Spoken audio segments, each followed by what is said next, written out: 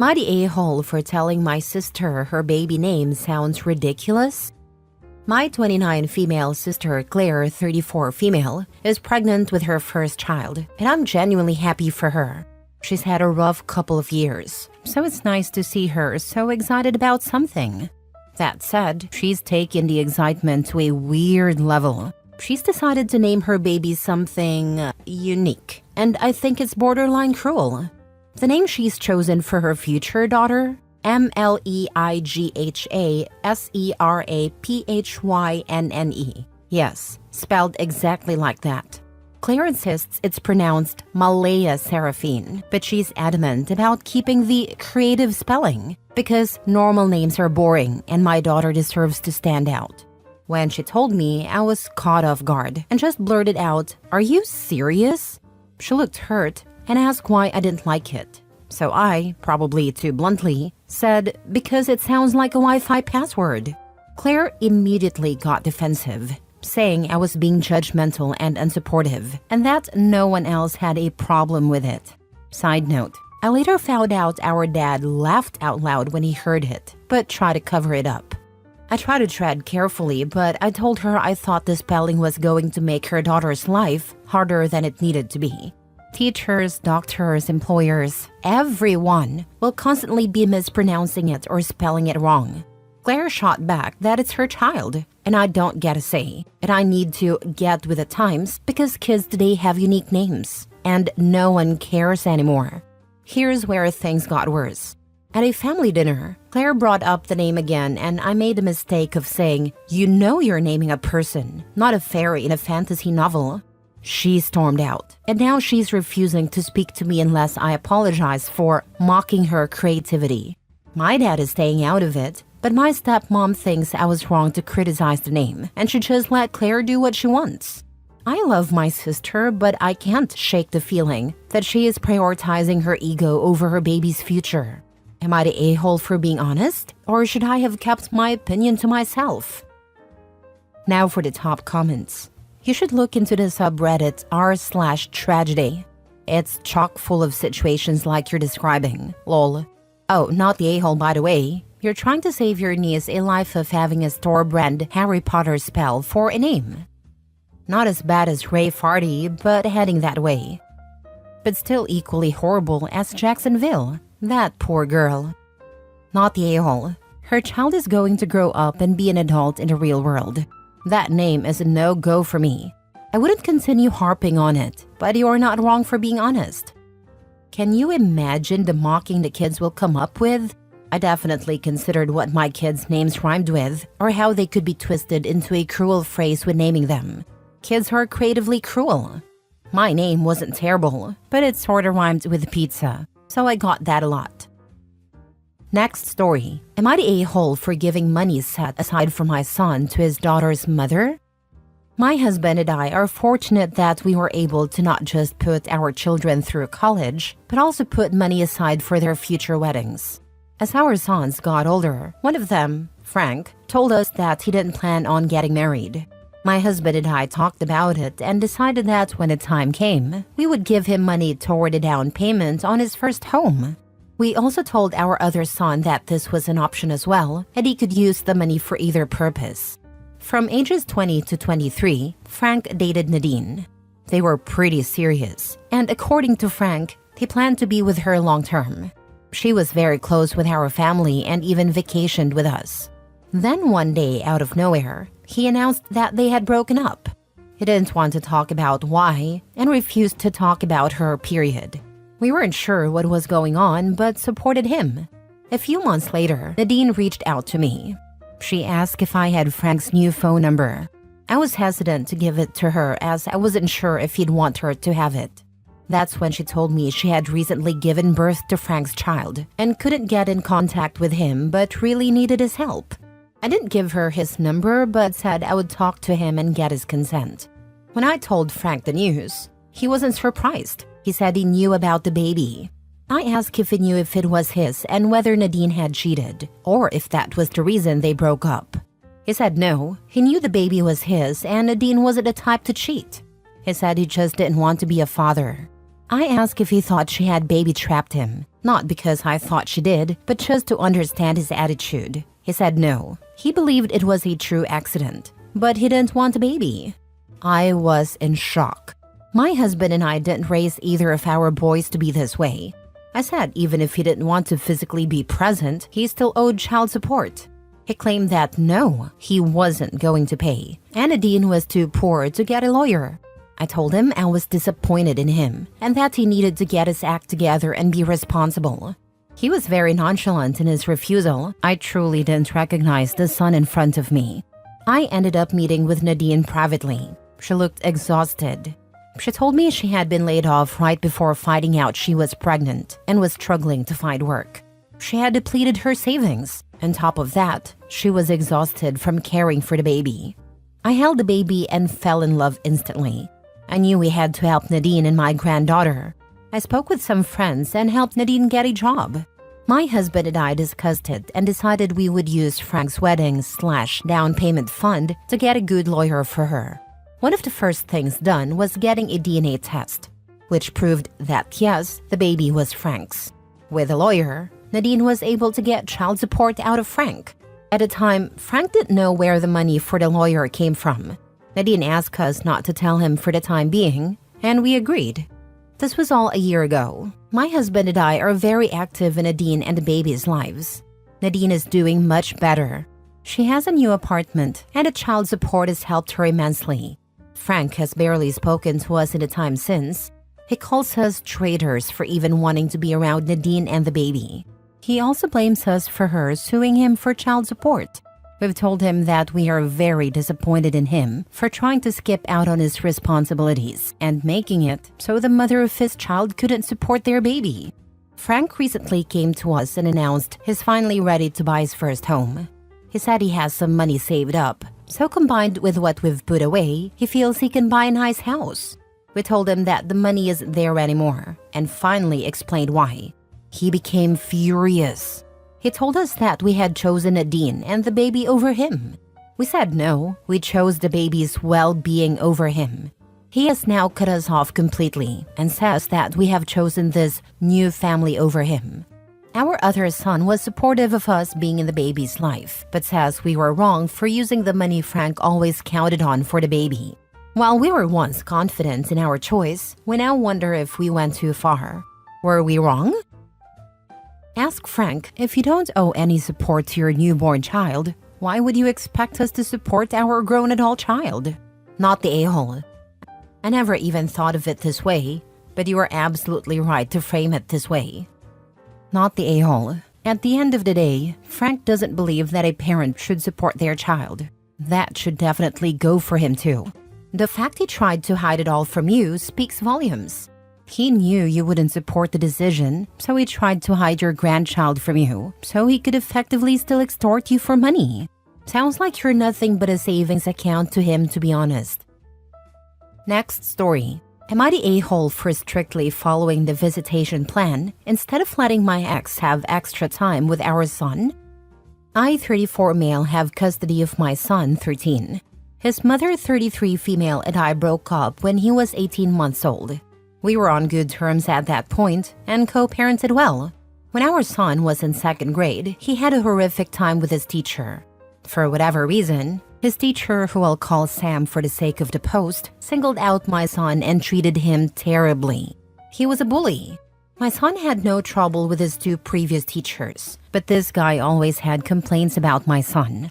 He'd sent home notes complaining that our son was annoying because he was too quiet and needed to speak up. Stop being quiet and ask questions when needed. He also said my son got upset a lot in class. Sam would correct my son's homework and mark it wrong when it wasn't. When I reached out to discuss this, he ignored me. I spent a lot of time at the school trying to address this. I tried talking to the teacher, but his attitude toward my son was awful.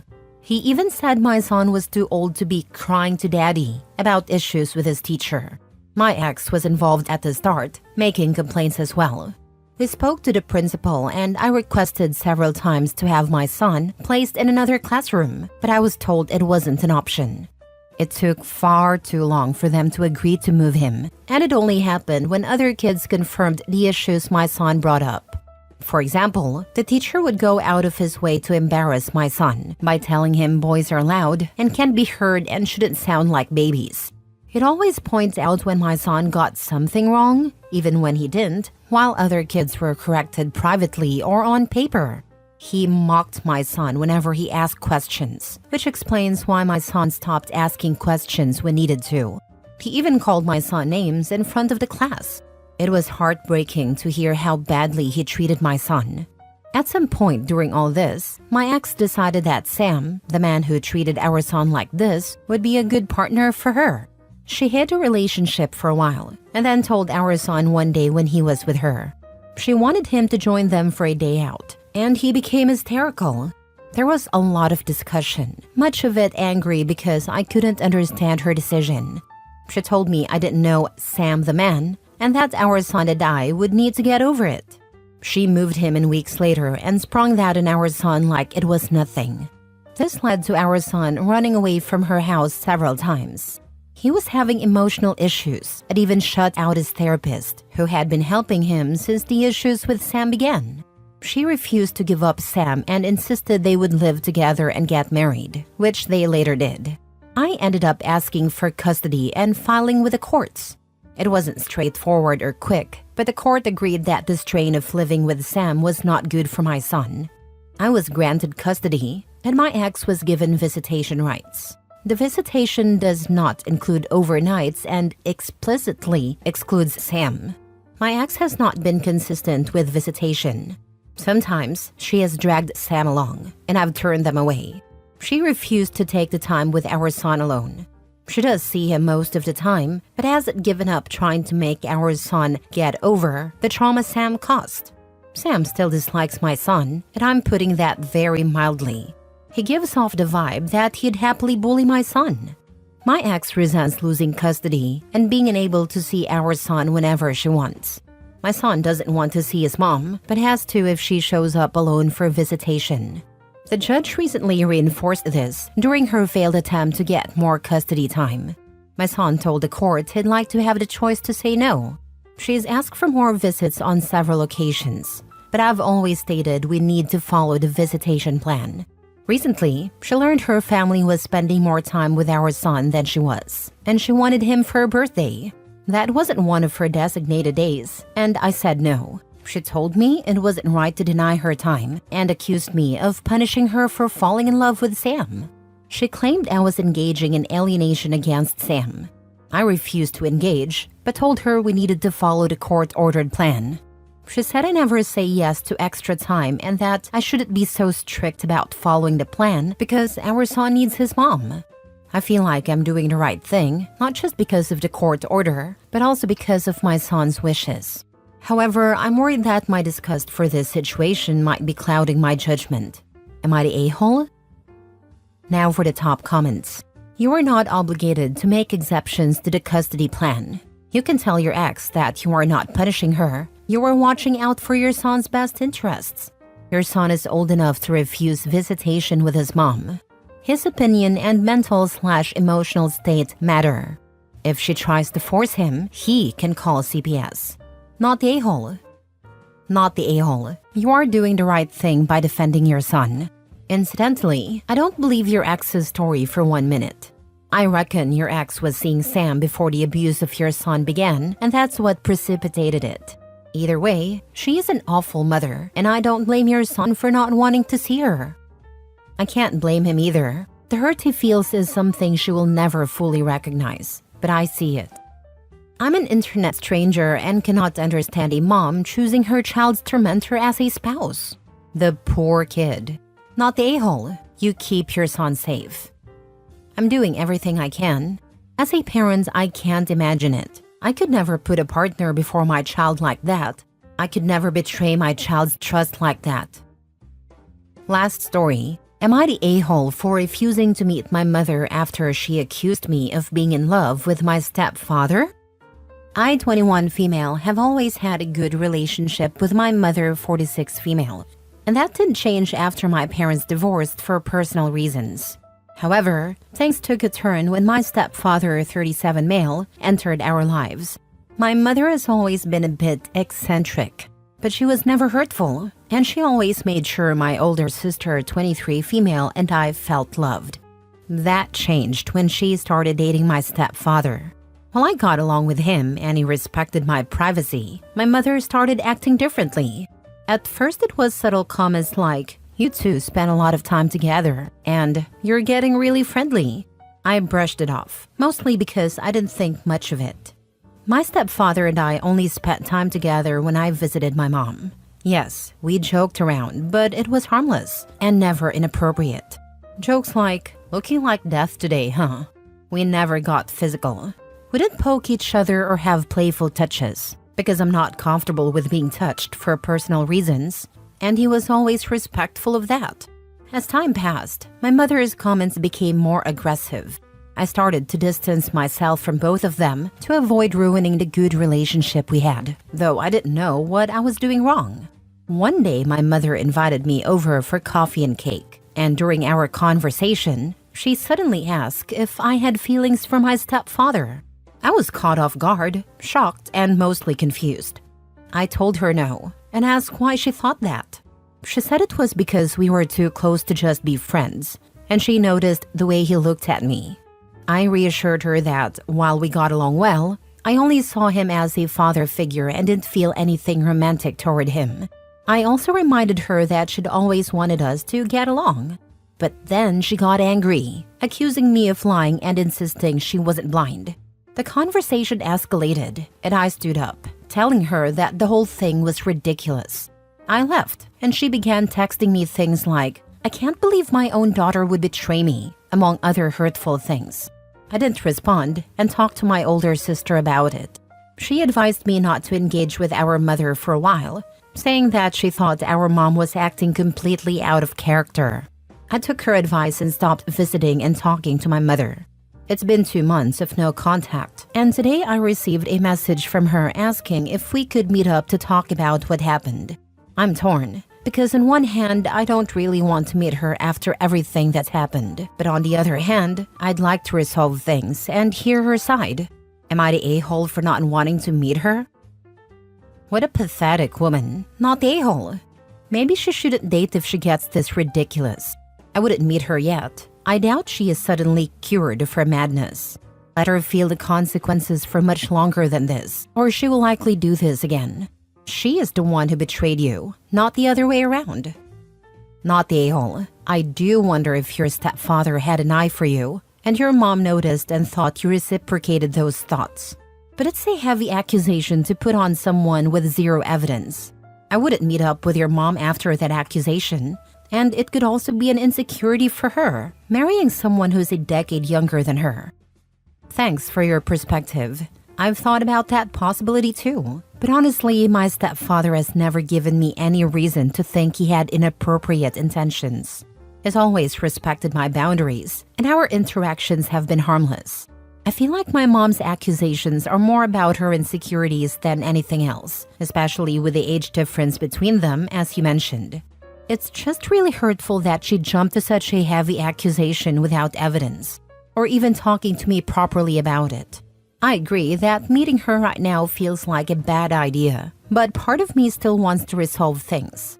I just don't know if she's ready to approach this maturely yet.